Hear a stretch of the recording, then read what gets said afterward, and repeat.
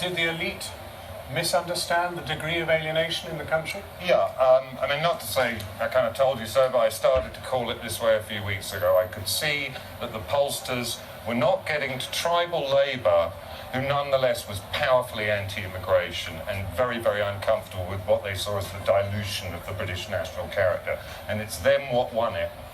They came out and they couldn't be reached by the pollsters. They couldn't be called by the markets. They don't understand these people. And Dreda's right. This is the constituency that she's summoned up. They're not the people she thinks they are. That's the problem. What do you mean they're not the people? They're not the people. Oh, what's that up there in the sky? Is it a bird? Is it a plane? No, it's Boris Johnson come to deliver you social democracy in a more equal society. But it's not. But, you know, people have seen this as a platform, finally, to get their voices heard. We live in a very complex, interconnected world where people have just felt their voices are not being heard. And part and parcel of one of the issues has been the Labour Party have not been getting to their heartland. You've heard stories So of... Boris is the key?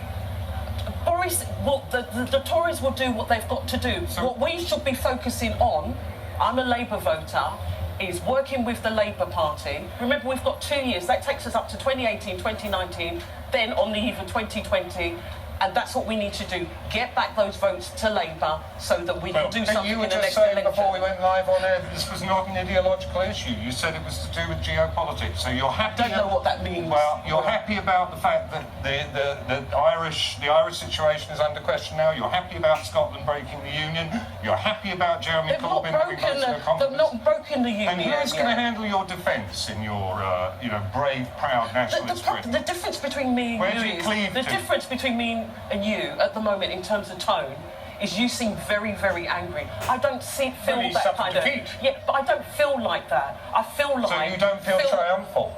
I don't feel angry. Doing the rounds of the studios, I haven't. not in a state of triumph. No, I'm not actually. What I'm in a state of, if you read my Twitter, was the first thing I sent out this morning was, now we have to work together. What people have to do is, regardless of what you think about the decision, this is where we are.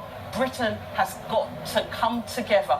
Politicians have got to come together to create some type of success for Britain. So how it's as simple as that. I don't feel angry. I don't feel angry. Why would you feel angry? You're victorious. I don't feel victorious. You should have an understanding for the people who feel that their lives are shattered this morning. You should have an understanding for the people from Eastern Europe who are in this country, who are settled here. You are very angry. Because I think that this is a highly disruptive and frankly wrong-headed and stupid thing to do. It's called democracy, Will. That's what it's called. It's called democracy. The people have voted, the democracy Will. In this people place, have voted, Will. What do you feel about electoral reform, Dreda? Do you think that the first past the post system delivers a democratic and sovereign government? At the moment, this is the democracy that we're in. You're very, very angry. And I think we need to move on from the anger. I'm sorry. I want to ask you something about democracy, because we're standing in front of the Mother of Parliaments. Yeah.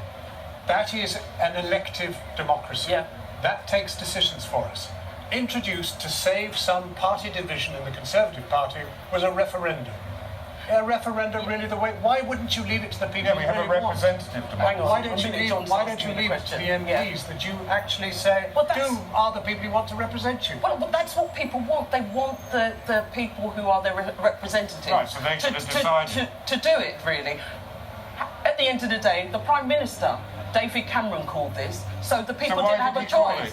I think you have to talk to David Cameron. I know why he called it, that. and so do you. He called it a tactical measure. I don't know David Cameron. I've never met him. I don't know why he would have called it. The irony of all of this is that the Tories have been hoisted by the petard of unforeseen consequences, just the way Labour were over Scots. It's interesting. When we had this debate the last time, people were calling this debate Dreda versus the patriarchal finger pointer, because that's what you keep doing, is just pointing at me, and it feels very, very angry. And you might feel angry, but I think we need to shift and move. If we're going to make a success of where we are now in Britain, we need to move on. You should be a little bit more understanding of how people might feel. I understand, but we need to move on. Try and be a little bit more conciliatory.